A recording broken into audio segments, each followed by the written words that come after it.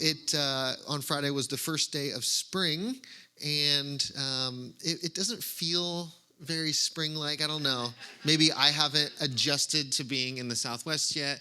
But when I saw that it was going to be 100 on Friday, I took that very personally. I felt like it's been a challenging adjustment. I don't know about you, but I know for me it's been a little tough. But I also was very confused because then I looked at the weather other places, and I saw that in Fairbanks, Alaska on Friday, it was negative 36. A reminder that spring can be very unpredictable. Spring can be experienced very uniquely, person to person, place to place, right? And so when we think about Rebirth, which is the name of this series, certainly it's a conversation that is very much influenced and inspired by spring. It's also influenced and inspired by Easter. And we recognize that like spring, rebirth is unpredictable. Rebirth doesn't always play by our rules or follow our understanding. Now, when I say that this is going to be an Easter series, I just want to emphasize that it doesn't matter if you have ever celebrated Easter or you have any familiarity with the Easter story. What this series is really going to be about is the universal experiences that we see in really just the outline of the Easter story. I'm gonna kind of get more into that in just a second, but I just want to emphasize it's a very universal experience about the cycles of death and rebirth that we experience in our lives, that we see in nature, and that we certainly see in our world and our collective. I almost titled this series The Long Weekend because it's actually really a series about Easter weekend and how each of the days of Easter weekend tells a story. The movement from Friday into Saturday into Sunday is really what we're going to be focusing on today, and that each of those days symbolizes something really powerful about the human experience. And so if you don't have any background in this story, I'll just explain it really briefly. You have Good Friday, right, which is the day that Jesus is crucified. You have what is often called Holy Saturday, which is the day after the death of Jesus, but before the resurrection. So it's a day of anticipation, of unknowing, of uncertainty, of quiet and disappointment, and the liminal space that we can often find ourselves in life. And then you have Sunday, which is often Resurrection Sunday or Easter Sunday. And each of these symbolize something really powerful. So we're going to look at that movement from one to the other. And we're going to see that there's actually a simple pattern here, a simple yet profound pattern about what it means to be human and alive on this planet. Now, in lieu of us actually spending the entirety of Easter weekend together, right, which I grew up in a type of church where I would be at church all weekend, Friday, Saturday, Sunday. Don't recommend it. They did give us spaghetti often, but other than that, it was kind of tough. So I don't recommend that. We're not going to do that here. What we're going to do instead is each of our Sundays leading up to Easter is going to stand in for one of those days, right? So today is going to represent Good Friday. Next Sunday is going to represent Holy Saturday, and then on Easter Sunday, we've lined it back up. We're synced back up and good again, right? So we are going to, we will be here on Good Friday for the board game night. So if you want to play Monopoly as your way of I don't know if Monopoly is going to be there, but that's probably a bad advertisement because I feel like a lot of you don't like Monopoly. But anyway, so we're going to explore each of these days in detail, right? Friday being the day of death, of something going away, of change, of grief. Saturday being the day of the in-between, the liminal space, the uncertainty, the now and the not yet. And then Sunday being the day of rebirth, right? But it's important to recognize that the rebirth and resurrection of Sunday is not a return to the way things were, but a movement into something entirely new. Friends, it is not enough for us to simply go back to the way things were. Friends, I think in some ways it's too late for us to simply go back to what we would have called normal. I think we need a new normal. This is true of our lives. I think this is true of our world. That the promise of rebirth is the promise that something new is coming. Eckhart Tolle says, in order for the new to emerge, the old must be allowed to die. How many of us are holding on to things that we need to let go of? Yeah. Now, I'm talking symbolically, but I'm also talking literally. Like, there are some things in your house that you need to let go of. There are some clothes that you probably need to let go of, right? I had this gym bag that was falling apart so bad. It didn't just have holes, like it almost like was a hole in and of itself. Like I would be walking to the gym just trying to hold these tattered pieces of cloth and a little bit of a zipper together. And then finally Olivia bought me a new one, and it was like, my life had changed. The heavens opened up, right? If only I could have just let it go a little earlier. But the reality is, you probably have someone in your life where you're like, could you please throw that thing away? I would, even if it's like a car, you're like, just get rid of that car, right? But there are things that we need to let go of. And so when I use that word die today, certainly we do face actual death and mortality. But also in many of the cases today, what we're really going to be using that word for is to talk about letting go of things that perhaps are no longer serving us, whether we realize it or not, in order to continue that cycle of death and rebirth, a cycle that we see everywhere, right? We see it in our bodies. We see it in nature. Like, take our bodies for a second, literally for a second, because every second, 1 million cells in your body die and are reborn. I don't know if it's actually supposed to be like a Mississippi second or but for effect, you get it. That means that over the course of a day, in your body, 50 to 70 billion cells they die and are reborn. This is math that we really cannot even fathom and picture with our minds. But yet that cycle is happening on a massive scale, just to keep you alive. Actually, it's a sign of health if death and rebirth is going on in your body. And it's actually often a sign of disease when it's not happening, right? That often things like cancer is really just cells that are supposed to be dying are not dying.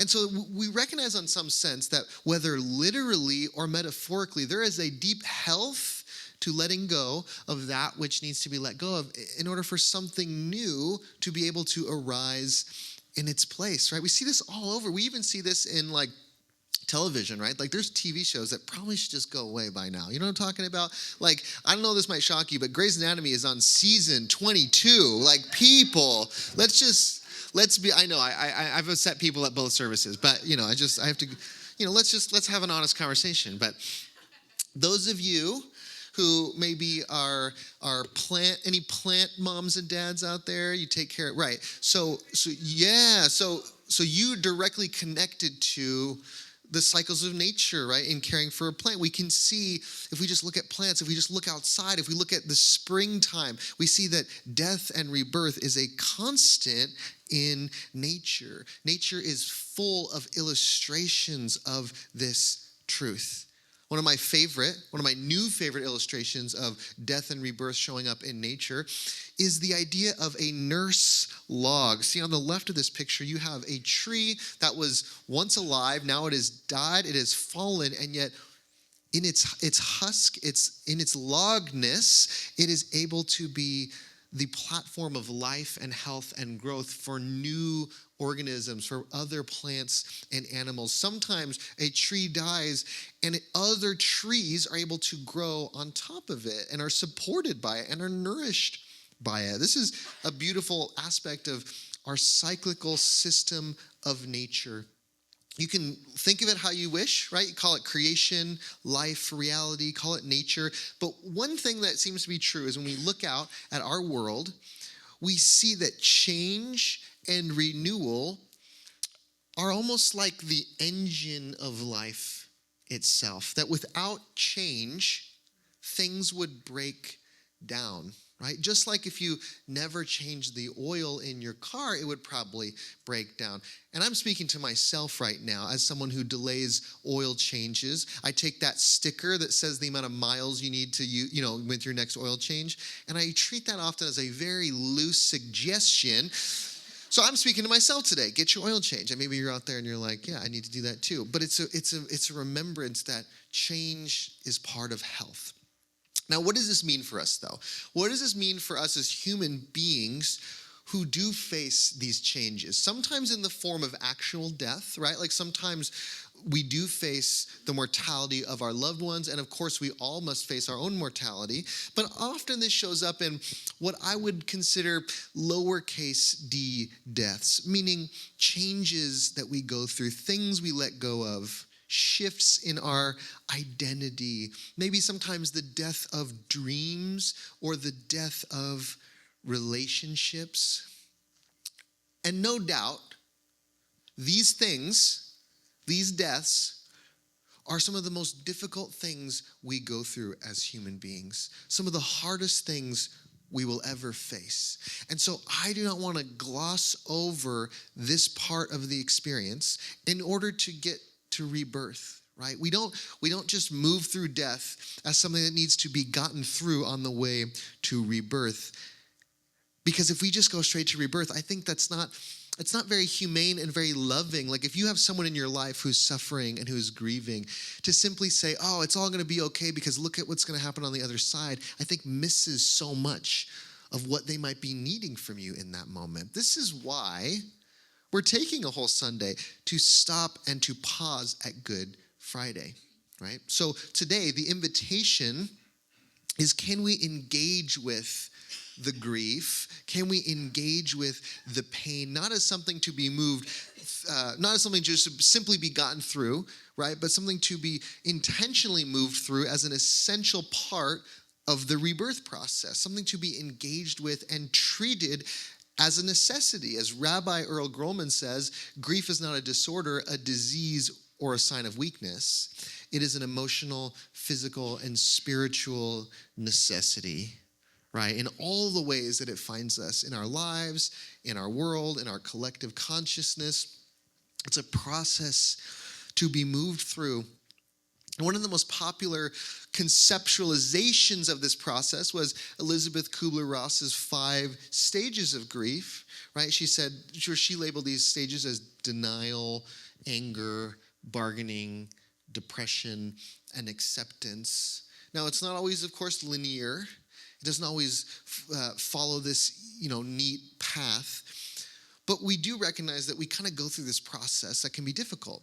And it seems like the first few of those stages are almost attempts to go back to the way things were, right? If this could just not be happening, that would be a lot better. There's a lot that we do in life to avoid facing the realities that are in front of us.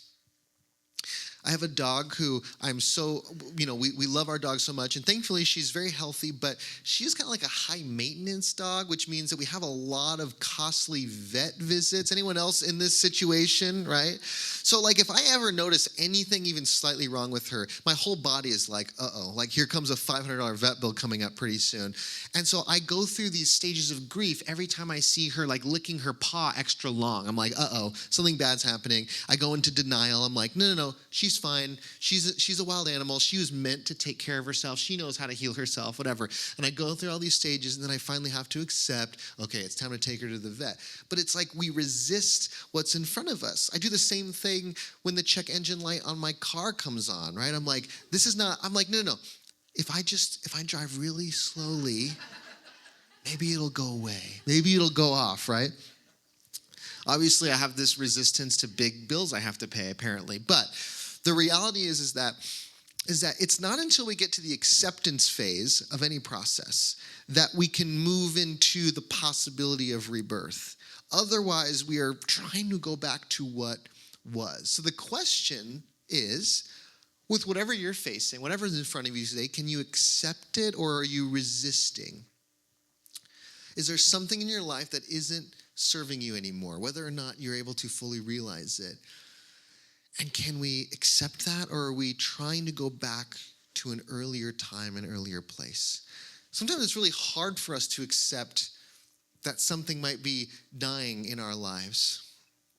Like I'll give you an example, a relationship, right? Maybe there are relationships that are so meaningful to us, and yet they might not be fully serving us, and so we need to let it go, or at least we think we do, and yet And yet it's so hard too because we have so much care and love for someone. And so it can be difficult to accept it. And if we don't accept in those moments, then it's almost like we're trying to keep something alive that no longer is. Kind of like the plot of the 1989 film Weekend at Bernie's. You know, like I don't know if you've seen this movie, but it's about two guys trying to keep this guy alive. Or he's actually dead, but they're trying to pretend he's alive, right?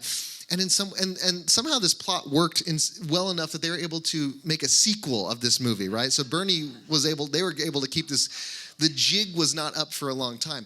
But I use this as an example just to remind us that sometimes we try to keep things alive that are no longer meant to be. And it's not until we can accept what has happened that we can, yes, we face pain and we face grief, but we also might finally experience a sense of relief and the possibility of healing. So the question is what is dying in your life right now? Anytime we're being invited to change and to grow, there are going to be parts of us that we cannot take with us, right? There are parts of us that we leave behind, parts of us that die in order for new things to be born. Right? Last year for our Easter series, we used the symbol of the caterpillar into the butterfly, right? The caterpillar must leave behind its caterpillar life and die to the life of the caterpillar in order to become the butterfly. So what is that for you? Maybe it is a relationship, or maybe it's a belief. Maybe it's a limiting belief about yourself. Maybe it's identity.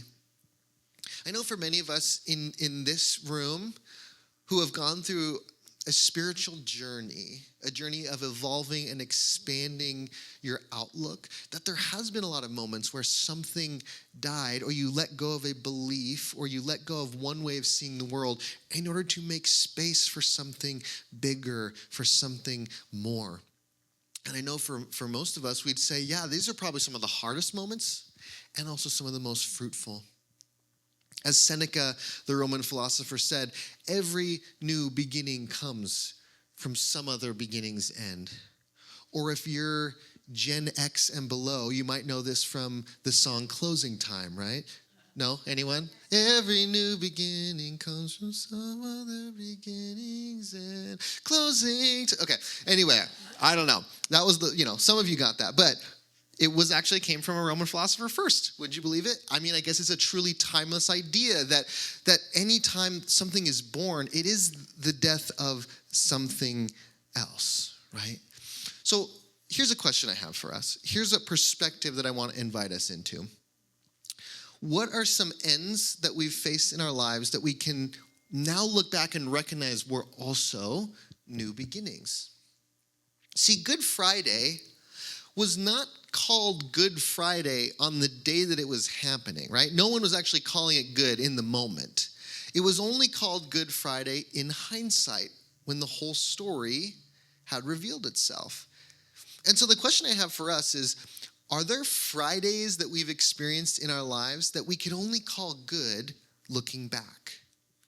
Relationships that fell apart, careers that hit dead ends, identities that seem to dissipate, and yet at the time it was horrifying, challenging, felt like a dead end, and yet it's only now we can look back and see that it was an end giving way to a new beginning, right? Now, this can often be true, and yet at the same time there are some Fridays that we will never be able to call good. There are losses that we go through that we're never going to be able to look at it and say, well, I'm glad, or it was good that happened. Even if you know that new life came out of it, you're not able to necessarily call it a Good Friday. But you are still here, right? And if you've lost someone you loved, that love is still present. That love is still there. That love is still exists within inside of you. So no matter what deaths we go through, something continues, something survives. And I hope that can create some sense of trust that even when we face collapse or we face breakdown or loss, that it isn't just an end, but it's also a new beginning. May that bring us some hope. And I want to invite you to take that to take that understanding and to perhaps apply it to what we are seeing in our world. Because I don't know about you, but when I look at our world, I notice a lot of collapse and a lot of breakdown and a lot of loss and a lot of grief, right? Anyone else feeling this or just me, right? If we are inside of a death and rebirth cycle, then certainly we must be in the death part, right? Or if this is that long weekend, then certainly we are in the Friday portion. Now, for each one of us, exactly what is dying, it might be different. How we feel about everything might look a little different, but we probably are all on some level feeling this collective grief. Maybe for you, it's a sense of trust in religious and political institutions and systems, right? Maybe this trust that maybe you had at a young age and you felt like this was just, I could always rely on those in power to always be looking out for us, right? To always have our best interests. Maybe that's an understanding that on some level is dying for you. Maybe just this sense that we're always being told the truth, right? We can always rely on institutions and those in power to be speaking the truth to us. Maybe that's an understanding, a reality that on some level we're letting go of. And there's a pain and there's a grief in losing those things. I know sometimes we look at our world today and all that's going on and it feels like a nightmare, and I totally understand. And I also wonder if we're being invited to grieve all of these things. We're being invited to grieve something all the way, remembering that it's not the end, that every end has a new beginning attached to it. The invitation of this series is that maybe we would trust and hold on through this part, through the hard part. Because if we avoid it, if we resist it, if we say, no, I don't want to go through that, I just want to go back to the way things were, then we're never going to experience what's possible on the other side. And I don't know about you, but I think we need some new ways of being human, some new ways of doing things, right? That it's not enough to just go back to what was. There's an economist and philosopher named Joseph Schumpeter who basically had this idea that he called creative destruction. He saw that in the world, that innovation, that new ideas, new ways of being and operating, they seem to come about when the old way was falling apart, right? And it doesn't mean that we celebrate destruction or we celebrate the pain that accompanies things falling apart, things disintegrating, but we also recognize that it is fertile ground for something new to emerge. He said the disintegration of the old is the condition of the new. There are systems at play in our world that have not been working for quite a long time. There are systems at play in our world that have been disintegrating for a long time. And while I don't celebrate any of that, perhaps we can also recognize that amidst the crisis, there is also an opportunity. The Chinese character for crisis is made up of two characters. The first character is their word for danger, and the second is the word for crucial pivot point. So a crisis is not purely danger. It is also the possibility to make change. It is also the possibility for something new to enter into the equation. It is also the opportunity to pivot when we need to pivot.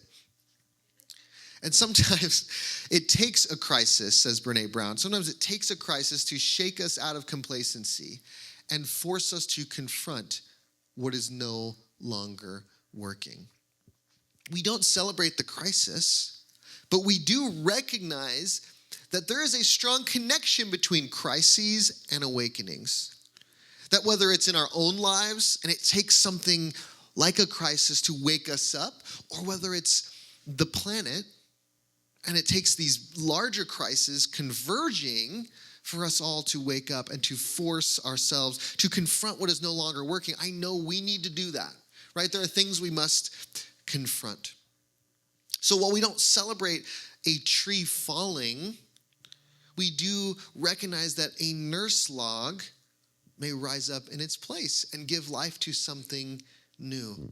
So over the course of this series, I just want to invite us into this perspective, right? It might be at times challenging, right? You may not want to move into the hope stage just yet, but I just invite you, what would it be like to try this perspective on, to imagine that even amidst the deaths that we face, that rebirth may be possible, that we can be a people where even when something is dying in our midst, we can also have vision for something new to be built. It doesn't mean we don't grieve the loss. Perhaps we grieve the loss fully so that we can have space to rebuild whatever comes next. And that's what we're going to be talking about next week. Next week, we're going to be talking about how the rebuild starts even before the new way has arrived, right? That perhaps even in the dark and the quiet and the stillness, something new is forming. The Easter story tells us that Jesus' death was not the end, it was really just the beginning. And so whatever it is that you face, and whatever it is that we're facing on a collective scale, we say yes to the grief, we say yes to the pain, we say yes to whatever the Good Friday of it all invites us into, and we point ourselves to the possibility of the new, right? Which means we have work to do, but it is sacred and holy work. So I want to invite you to join us as we continue this series, to take on this perspective and to move into what that resurrection and that rebirth may have for us.